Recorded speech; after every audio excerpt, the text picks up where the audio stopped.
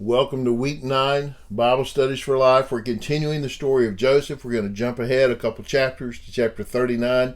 One of the cool things about this story is each week it's almost like it's a cliffhanger at the end. We get to a point and then, last week he's been sold into slavery. Well, now what happens, right? And so this week we'll have another cliffhanger here at the end. But great story. So excited about it. Hey, subscribe to our channel, like, comment, share it with other people. Let them know, and we appreciate you watching so much. So let's dive into Genesis 39. Now Joseph had been taken to Egypt. An Egyptian named Potiphar, an officer of Pharaoh and the captain of the guards, bought him from the Ishmaelites who had brought him there. The Lord was with Joseph, and he became a successful man, serving in the household of his Egyptian master. Okay, he's been sold into slavery, and so as a slave, he gets sold again, right? He gets sold as a slave to Potiphar, who is a man of some import, right? The captain of the guards, he's an officer with Pharaoh, so he's a man who has some importance, and Joseph gets purchased by him. But the important phrase in here, and one that we'll see several times in the next few chapters, is this: the Lord was with Joseph. Now, I think it's good for us to remember, isn't it, that no matter what happens and no matter where we go and no matter what our circumstances may be, the Lord is still with us. And it'd be easy for Joseph at this point to think that the Lord had abandoned him. It'd be easy for him to think, well, this has happened to me now. I might as well just do whatever I'm going to do. And I think it's important for us also to remember that the stories that we're going to read take place over a longer period of time than it takes to read the story. Does that make sense? You read about him being sold into slavery, and the next thing you know, we're reading about him being sold as a slave, and now he's with Potiphar. But, there was a journey that took place there. And to think about the emotions and the thoughts and all of the potential things that Joseph can do, and how he could react, how he could respond, how he could think about what God has allowed to happen in his life. And then oppose that to how he actually does respond. And that's some of the beauty, right? So he became a successful man, serving in the household of his Egyptian master. And boy, what a phrase that is, right? He became successful serving as a slave. He was a successful slave. So when his master saw that the Lord was with him and that the Lord made everything he did successful, Joseph found favor with his master and became his personal attendant. Okay, so now we see something else here. That not only was the statement of fact is the Lord is with him, but now we have this observation that Potiphar has, that there's something going on here, and God, and you got to believe Potiphar is like whatever God you worship, right? He's not recognizing this as Yahweh. He's not seeing this as converting to believe in the God of Joseph, right? At this point, he just recognizes that whatever God he is worshiping, he is making him successful. He's with him, and that he made everything he did successful. And so Joseph becomes the personal attendant to Potiphar. He rises in the ranks. And then Potiphar also put him in charge of his household and placed all that he owned under his authority. He rises to, he is basically running all of the other slaves, running the household. He is the one that takes care of everything in the house. And from the time that he put him in charge of his household and all that he owned, the Lord blessed the Egyptian's house because of Joseph. And the Lord's blessing was on all that he owned in his house and in his fields. Now, how about that? Potiphar is doing well because Joseph is there. Potiphar's not doing well because Potiphar is doing everything that he ought to be doing, and that God is. But there could be this perception, couldn't there? I'm sure on the outside people thought, boy, the gods, as they looked at it, right, are blessing Potiphar.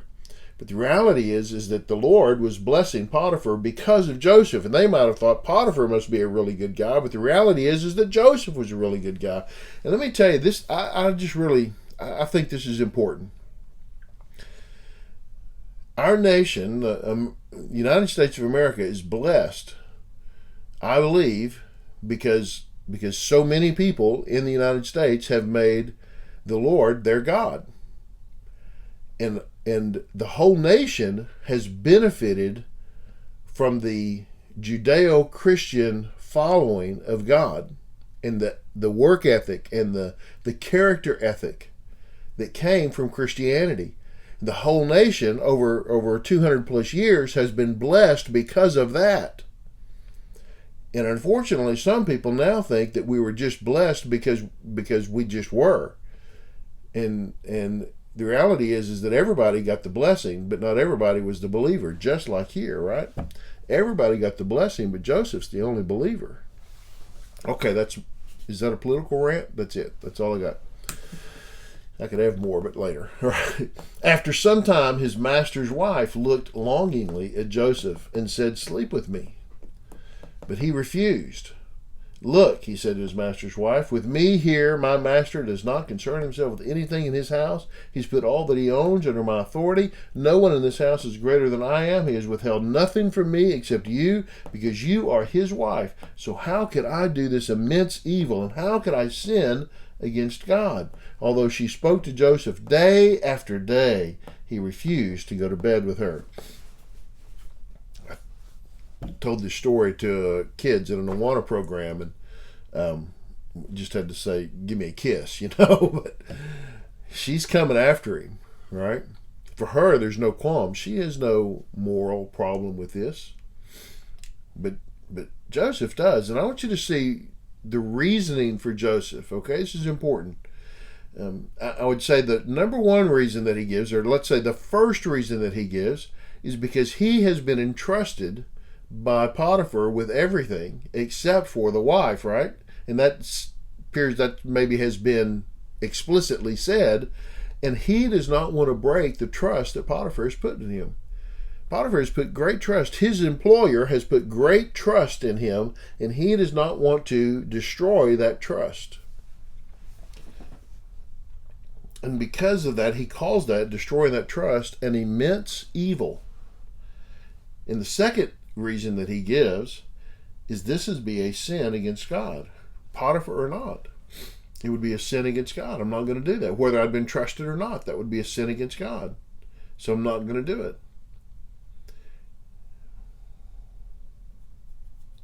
It's before Moses. There's no 10 Commandments. There's no commandment that says thou shalt not take your neighbor's wife. Right? You see, the sin existed before the law.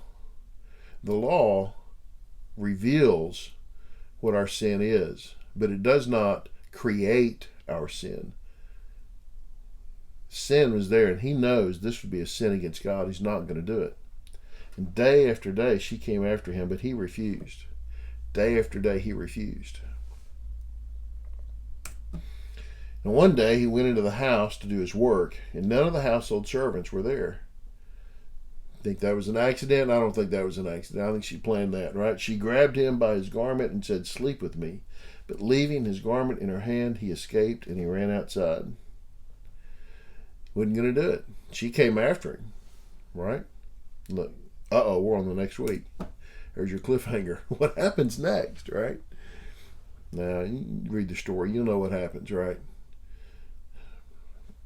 His commitment to his job, his commitment to his boss, his commitment to his Lord, his commitment to maintain trust, to be a trustworthy person, meant that even when she made it where nobody would know, right? There's nobody there. Nobody's going to know. Still, he's not going to do it. This is a great example, isn't it? About trust and about being trustworthy, worthy of trust. Joseph was. And we can go all the way back here. It was because the Lord was with Joseph. And he knew that. He understood that. Even then, he knew the Lord was with him. And he was not going to dishonor the Lord. And maybe even he had a sense that he knows the Lord is with me, and I'm not going to dishonor my testimony. All right. Hey, thanks for watching. Hope that's helped. God bless you. I appreciate it so much. Subscribe to the channel, like, comment, share it with others. We'll see you next week. More Joseph.